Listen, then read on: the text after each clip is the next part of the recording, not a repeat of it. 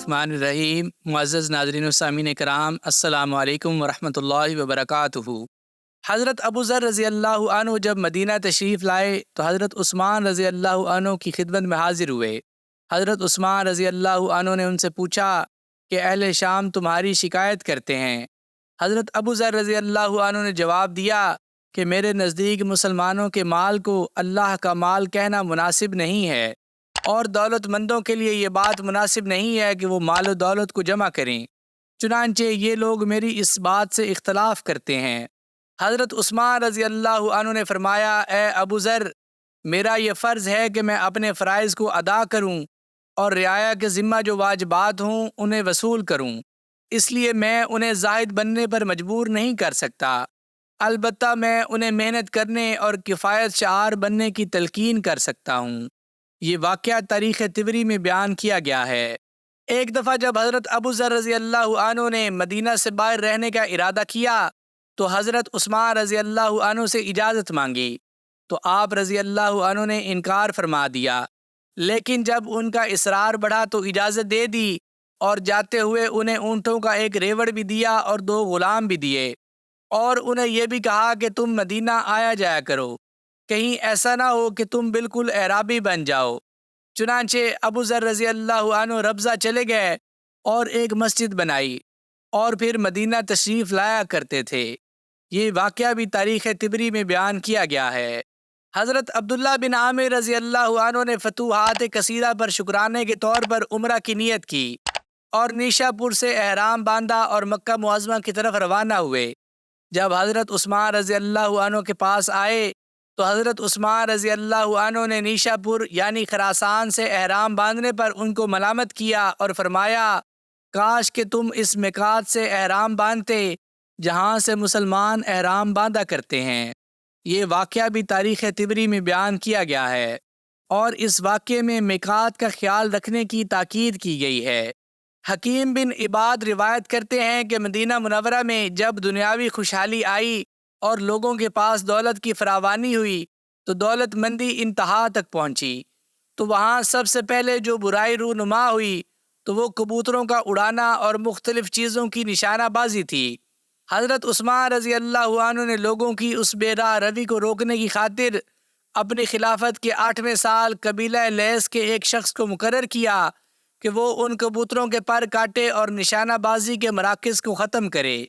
یہ واقعہ بھی تاریخ طبری میں بیان کیا گیا ہے۔ اس واقعے سے یہ بات ثابت ہوتی ہے کہ کبوتر بازی ایک انتہائی برا فعل ہے۔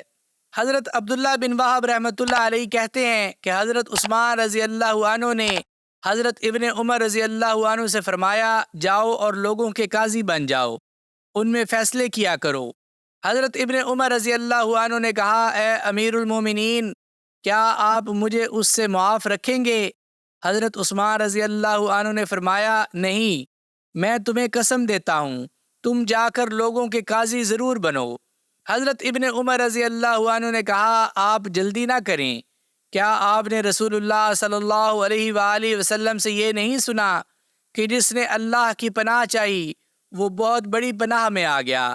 حضرت عثمان رضی اللہ عنہ نے فرمایا، ہاں۔ حضرت ابن عمر رضی اللہ عنہ نے کہا کہ میں قاضی بننے سے اللہ کی پناہ چاہتا ہوں۔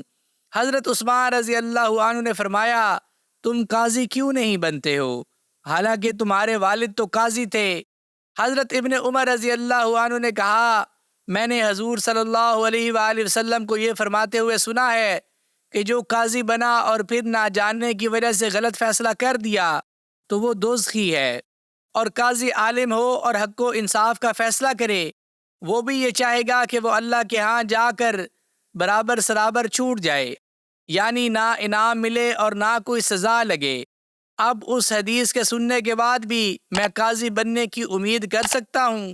اس بات پر حضرت عثمان رضی اللہ عنہ نے ان کے عذر کو قبول کر لیا اور ان سے فرمایا کہ تم کو تو معاف کر دیا، لیکن تم کسی اور کو یہ بات نہ بتانا، ورنہ اگر سارے ہی انکار کرنے لگ گئے تو پھر مسلمانوں میں قاضی کون بنے گا؟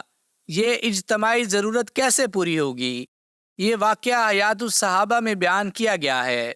حضرت عثمان رضی اللہ عنہ کو جس مسئلہ میں شبہ ہوتا اور اس کے متعلق کوئی صحیح رائے قائم نہ کر سکتے تو دوسرے صحابہ سے استفسار فرماتے اور عوام کو بھی ان کی طرف رجوع کرنے کی ہدایت کرتے تھے۔ ایک دفعہ سفر حج کے دوران ایک شخص نے پرندہ کا گوشت پیش کیا جو شکار کیا گیا تھا۔ جب آپ کھانے کے لیے بیٹھے تو شبہ ہوا کہ حالت احرام میں اس کا کھانا جائز ہے یا نہیں۔ حضرت علی رضی اللہ عنہ بھی ہم سفر تھے، ان سے استصواب کیا، انہوں نے عدم جواز کا فتویٰ دیا تو حضرت عثمان رضی اللہ عنہ نے اسی وقت کھانے سے ہاتھ روک لیا۔ یہ واقعہ خلفائے راشدین میں بیان کیا گیا ہے۔ ایک دفعہ حضرت عمر رضی اللہ عنہ مکہ تشریف لے گئے اور اپنی چادر ایک شخص پر جو خانہ کعبہ میں کھڑا ہوا تھا ڈال دی۔ اتفاق سے اس پر ایک کبوتر بیٹھ گیا۔ انہوں نے اس خیال سے کہ چادر کو اپنی بیٹ سے گندا نہ کر دے اس کو اڑا دیا۔ کبوتر اڑ کر دوسری جگہ جا بیٹھا، وہاں اس کو ایک سانپ نے کاٹ لیا اور وہ اسی وقت مر گیا۔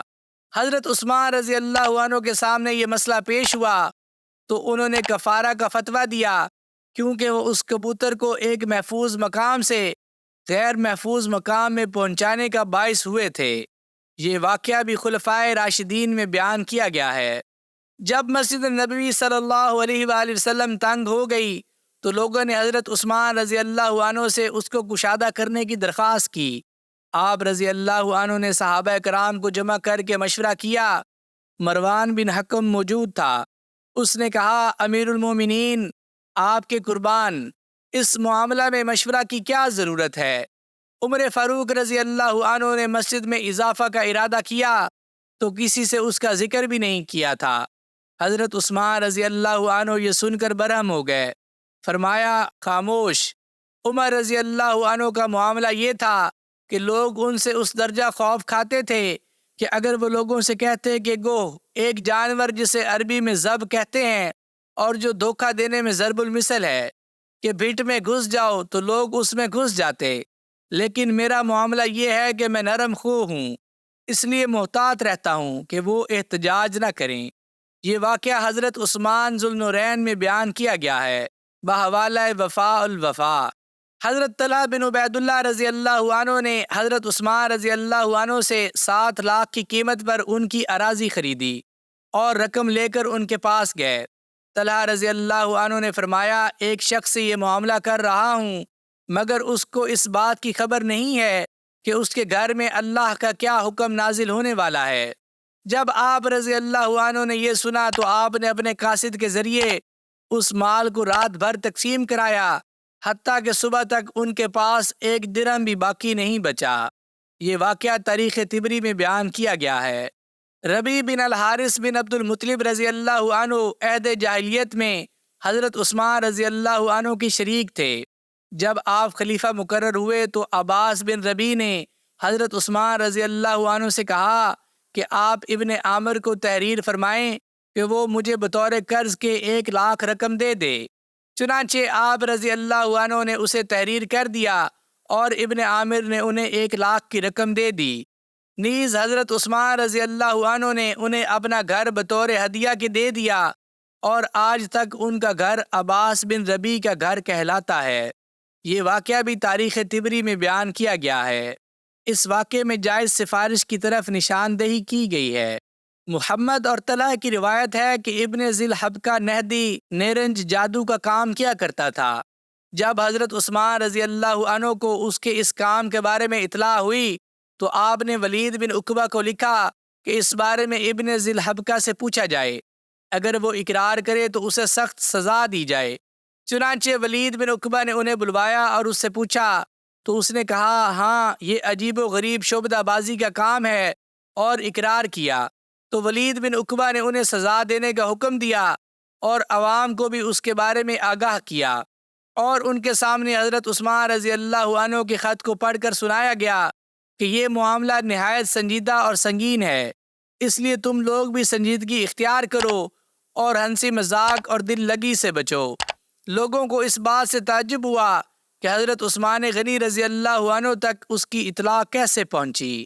یہ واقعہ بھی تاریخ طبری میں بیان کیا گیا ہے۔ حضور صلی اللہ علیہ وآلہ وسلم نے صلح حدیبیہ کے موقع پر حضرت عثمان رضی اللہ عنہ کو بلا کر قریش کی طرف بھیجا اور ان سے فرمایا کہ انہیں یہ بتا دو کہ ہم کسی سے لڑنے کے لیے نہیں آئے ہیں، ہم تو صرف عمرہ کرنے آئے ہیں، اور ان کو اسلام کی طرف دعوت دینا۔ اور آپ صلی اللہ علیہ وآلہ وسلم نے حضرت عثمان رضی اللہ عنہ کو یہ بھی حکم دیا کہ مکہ میں جو مومن مرد اور عورتیں ہیں، حضرت عثمان رضی اللہ عنہ ان کے پاس جا کر ان کو فتح کی خوشخبری سنا دیں اور ان کو بتا دیں کہ اللہ تعالیٰ عنقریب قریب مکہ میں اپنے دین کو ایسا غالب کر دیں گے کہ پھر کسی کو اپنا ایمان چھپانے کی ضرورت نہیں رہے گی۔ یہ خوشخبری دے کر آپ صلی اللہ علیہ وآلہ وسلم مکہ کے کمزور مسلمانوں کو ایمان پر جمانا چاہتے تھے۔ حضرت عثمان رضی اللہ عنہ تشریف لے گئے۔ مکہ کے راستے میں مقام بلدہ میں ان کا قریش کی ایک جماعت پر گزر ہوا۔ قریش نے پوچھا، کہاں جا رہے ہو؟ انہوں نے کہا، حضور صلی اللہ علیہ وآلہ وسلم نے مجھے تمہارے پاس بھیجا ہے تاکہ میں تمہیں اللہ کی طرف اور اسلام کی طرف دعوت دوں اور تمہیں بتا دوں کہ ہم کسی سے لڑنے نہیں آئے ہیں، ہم تو صرف عمرہ کرنے کے لیے آئے ہیں۔ جیسے حضور صلی اللہ علیہ وآلہ وسلم نے فرمایا تھا، انہوں نے ویسے ان کو دعوت دی۔ انہوں نے کہا، ہم نے آپ کی بات سن لی ہے، جاؤ اپنا کام کرو۔ ابان بن سعید بن عاص نے کھڑے ہو کر حضرت عثمان رضی اللہ عنہ کا استقبال کیا اور ان کو اپنی پناہ میں لیا اور اپنے گھوڑے کی زین کسی اور حضرت عثمان رضی اللہ عنہ کو اپنے گھوڑے پر آگے بٹھا کر مکہ لے گئے۔ یہ واقعہ حیات الصحابہ میں بیان کیا گیا ہے۔ جب حضرت عثمان رضی اللہ عنہ صلح حدیبیہ کے موقع پر مکہ تشریف لے گئے تو نظروں کے سامنے بیت اللہ شریف تھا، جس کی طواف کی حسرت میں سب مسلمان آئے تھے۔ قریش نے حضرت عثمان رضی اللہ عنہ سے کہا کہ ہم محمد صلی اللہ علیہ وآلہ وسلم اور ان کے ساتھیوں کو مکہ میں داخل ہونے کی اجازت نہیں دیں گے، البتہ تم چاہو تو عمرہ کر لو۔ حضرت عثمان رضی اللہ عنہ نے جواب دیا، یہ کیسے ہو سکتا ہے کہ میرے آقا تو عمرہ نہ کریں اور میں کر لوں؟ ادھر حدیبیہ میں صحابہ کرام رضی اللہ عنہم نے اللہ کے نبی صلی اللہ علیہ وآلہ وسلم سے عرض کیا، یا رسول اللہ، عثمان کس قدر خوش قسمت ہیں کہ سب سے پہلے حرم کعبہ کا طواف کر رہے ہوں گے۔ ارشاد نبوی صلی اللہ علیہ وآلہ وسلم ہوا، نہیں، جب تک میں طواف نہ کر لوں عثمان بھی نہیں کریں گے۔ یہ ارشاد حضرت عثمان رضی اللہ عنہ پر کامل اعتماد کی نشاندہی کرتا ہے۔ یہ واقعہ حضرت عثمان خلیفہ مظلوم میں بیان کیا گیا ہے۔ حضرت قتادہ رضی اللہ عنہ فرماتے ہیں کہ صحابہ رضی اللہ عنہ میں سے سب سے پہلے اللہ کے لیے جس نے اپنے اہل و عیال کے ساتھ ہجرت کی وہ حضرت عثمان بن عفان رضی اللہ عنہ ہیں۔ میں نے حضرت نضر بن انس اور انہوں نے حضرت انس رضی اللہ عنہ کو یہ فرماتے ہوئے سنا کہ حضرت عثمان رضی اللہ عنہ ہجرت کر کے حبشہ چلے گئے اور ان کے ساتھ ان کی بیوی حضرت رقیہ رضی اللہ عنہا حضور صلی اللہ علیہ وآلہ وسلم کی صاحبزادی بھی تھیں۔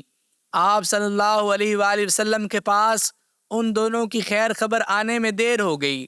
پھر قریش کی ایک عورت آئی اور اس نے کہا، اے محمد صلی اللہ علیہ وآلہ وسلم، میں نے آپ کے داماد کو دیکھا تھا اور ان کے ساتھ ان کی بیوی بھی تھی۔ آپ نے فرمایا، تم نے ان دونوں کو کس حال میں دیکھا؟ اس عورت نے کہا کہ میں نے ان کو دیکھا کہ انہوں نے اپنی بیوی کو ایک کمزور سے گدھے پر سوار کر رکھا تھا اور خود اس کو پیچھے سے ہانک رہے تھے۔ حضور صلی اللہ علیہ وآلہ وسلم نے فرمایا، اللہ تعالیٰ ان دونوں کے ساتھ رہے۔ حضرت عثمان رضی اللہ عنہ حضرت لوط علیہ السلام کے بعد پہلے شخص ہیں جنہوں نے اپنے اہل و عیال کے ساتھ ہجرت کی ہے۔ یہ واقعہ بھی حیات الصحابہ میں بیان کیا گیا ہے۔ معزز ناظرین و سامعین کرام، میں امید کرتا ہوں کہ آپ کو حضرت عثمان رضی اللہ عنہ کے 100 واقعات کی سیریز میں آج کی یہ قسط ضرور پسند آئی ہوگی۔ اگر آپ کو اس چینل پر پیش کی جانے والی ویڈیوز پسند آ رہی ہوں تو اس چینل کو لائک، شیئر اور سبسکرائب ضرور کر دیجیے گا اور ساتھ دیے گئے بیل کے آئیکن کو بھی دبا دیجیے تاکہ آگے آنے والی مزید دلچسپ ویڈیوز آپ تک پہنچتی رہیں۔ مجھے اپنی دعاؤں میں یاد رکھیے گا۔ جزاک اللہ۔